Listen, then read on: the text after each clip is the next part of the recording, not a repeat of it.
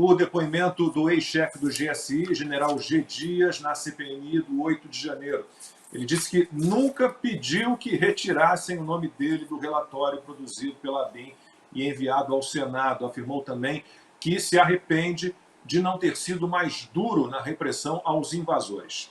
Tendo conhecimento agora da sequência dos fatos que nos levaram até aquelas agressões de vândalos e também da ineficiência dos agentes que atuavam na execução do Plano Escudo, aprovado com a coordenação de diversos órgãos civis, militares e de segurança pública.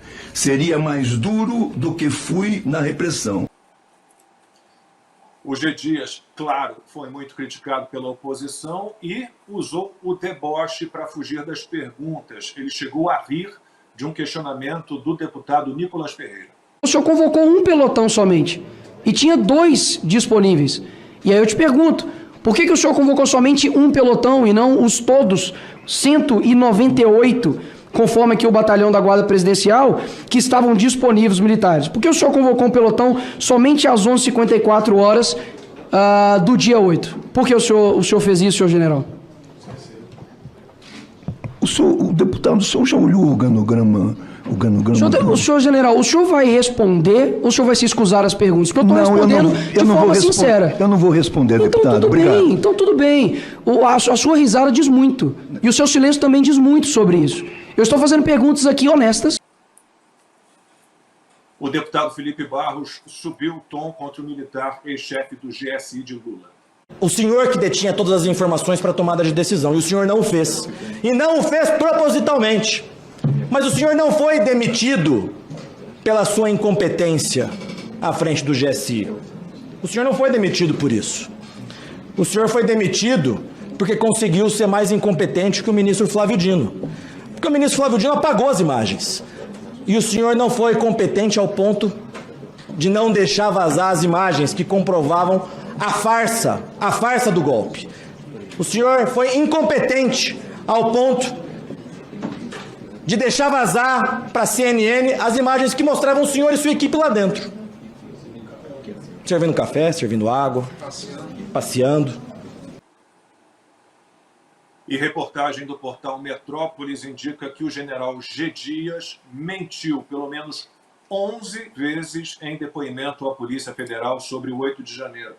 O militar procurou induzir os investigadores a erro para tentar se livrar da culpa pela invasão das sedes dos 3 poderes.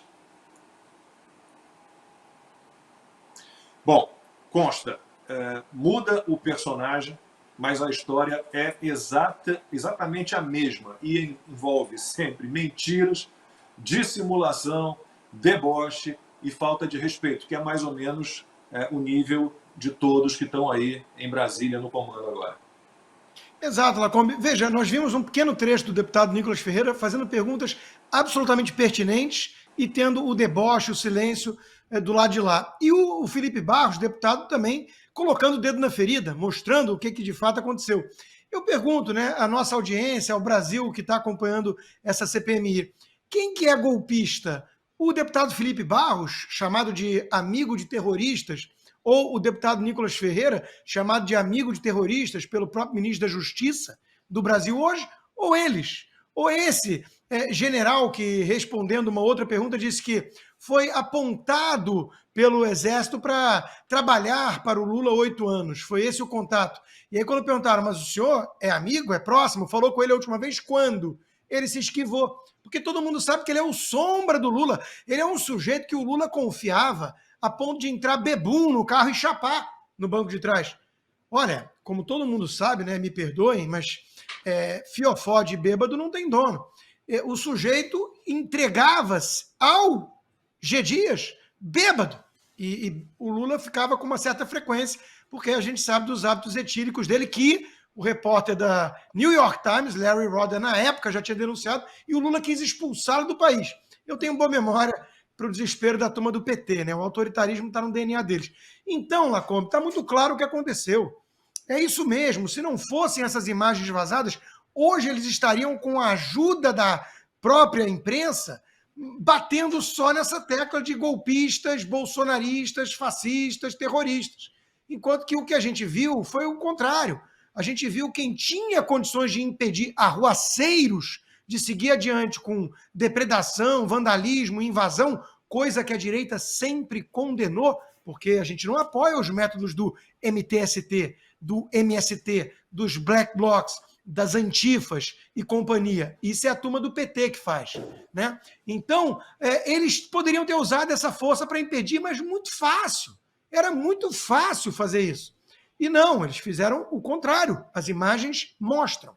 Então, Lacombe, nós estamos diante de uma grande farsa. O Brasil sofreu, sim. Eu não vou nem dizer uma tentativa de golpe. O Brasil sofreu um golpe. E não é que a democracia corra perigo.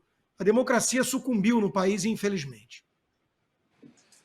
E a gente fica imaginando as conversas, né? As reuniões dos petistas para tentar barrar investigações e combinar as historinhas, Ana.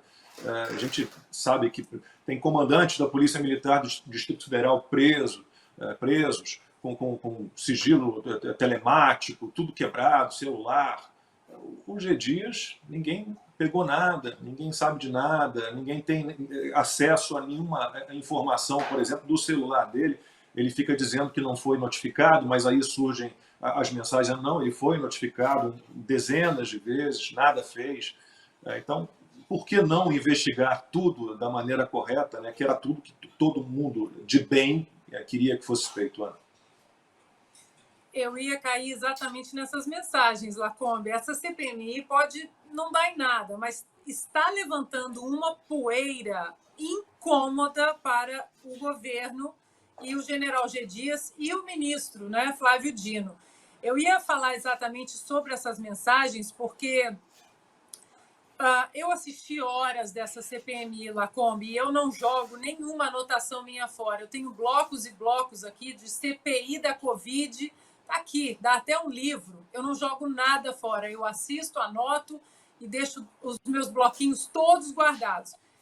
E teve um dia, o dia do general G. Dias, o senador Marcos Rogério fez uma apresentação espetacular, que vale a pena para a nossa audiência. Vai lá e dá uma olhadinha na apresentação do senador Marcos Rogério, porque ele coloca uma série de slides e ele mostra exatamente o dia e a hora que a ABIN alertou o general G. Dias, não apenas a ABIN, mas também o Saulo Moura da Cunha, que é o ex-diretor da ABIN. Isso de ex-diretor da ABIN diretamente para G. Dias, além dos avisos da ABIN. E o Saulo Moura da Cunha, ele disse, o senador Marcos Rogério mostra isso num vídeo, que o relatório foi entregue e encaminhado ao GSI, avisando sobre atos extremistas. Entre o dia 2 de janeiro até a madrugada do dia 8, a ABIN produziu 33 alertas. E aí, quando o general G. Dias fala, mas eu não fui avisado, o senador Marcos Rogério joga uma bomba nessa mentira e mostra que só no dia 7 de janeiro, além das mensagens da ABIN para o G. Dias, houve 7 mensagens privadas do Saulo Moura diretamente para o general G. Dias. 7 mensagens no dia 7 de janeiro. No dia 8 de janeiro, às 8h56 da manhã, o Saulo manda outra mensagem para o G. Dias e aí o G. Dias responde, vamos ter problemas. Ou seja, no dia 8, no fatídico Pearl Harbor do Brasil, às 8h56 da manhã, o general G. Dias manda vamos ter problemas e não aciona outras camadas de segurança à disposição do governo. O senador Marcos Rogério também foi muito interessante quando ele perguntou, general, o senhor, né, um militar aí de alta patente, quem pode dar um golpe?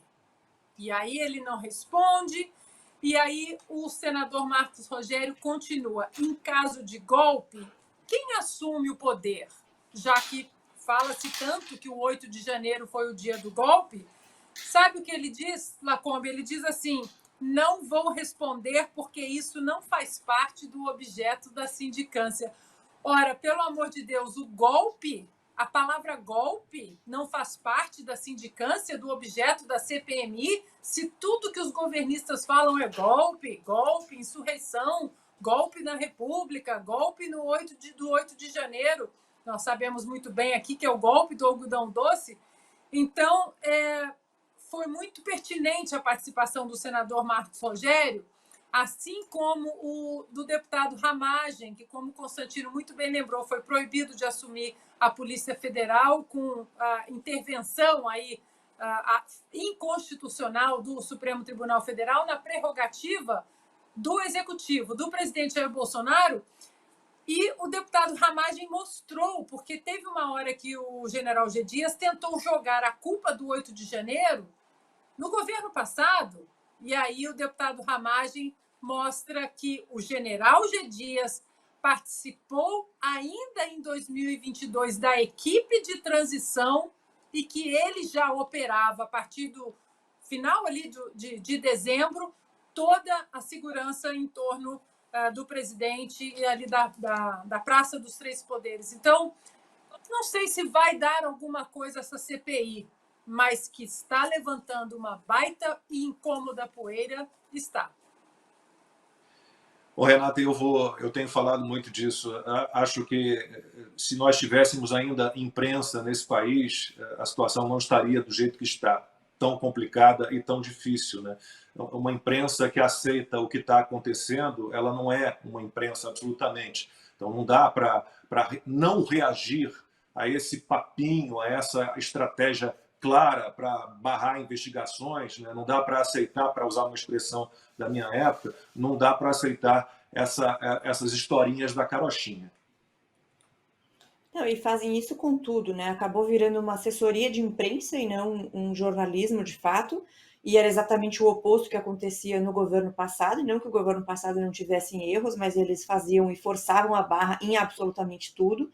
E aí eu não tenho como não me lembrar dessa história do Ramagem, que não foi permitido de ser indicado pela prerrogativa do presidente, deveria ter podido ser indicado, mas não foi. Ao mesmo tempo, Lula conseguiu indicar o seu advogado pessoal para o STF. Aí você teve um mercadante podendo assumir a presidência do BNDES, mesmo que existia uma lei de estatais que foi derrubada pelo ministro Lewandowski, se não me engano. Então, o modus operandi do PT é: existe lei ou existe um processo, mas dane-se, a gente faz o que a gente quer. E outra coisa que a imprensa não mencionou, a imprensa tradicional, eu digo, né, foi o pedido de prisão que foi feito pelo senador Jorge Saif, do PL, no dia 31, dizendo, aí eu estou lendo aqui qual que foi o que ele disse, né? A oposição entrou com pedido de prisão do ex-ministro G. Dias por omissão imprópria, prevaricação e obstrução da justiça quando falsificou o ofício enviado ao Congresso Nacional. Então, e além de tudo, o G. Dias admitiu ter errado, mas culpou a cúpula da Polícia Militar do Distrito Federal. Então, assim, é sempre jogar a culpa para o outro, é não responder perguntas que são óbvias, como as feitas pelo deputado Nicolas Ferreira, é deboche e a certeza da impunidade, porque a gente sabe que essas pessoas, depois de Lava Jato, depois de tudo que aconteceu, eu até te pergunto, Lacombe, não sei se você tem essa resposta, os nossos ouvintes, nossos telespectadores podem se perguntar, sabendo de tudo o que aconteceu para chegarmos até aqui hoje, será que a gente teria saído de casa para ir nas manifestações contra a Dilma, contra a corrupção, e agora a gente está nesse ponto que nós estamos hoje?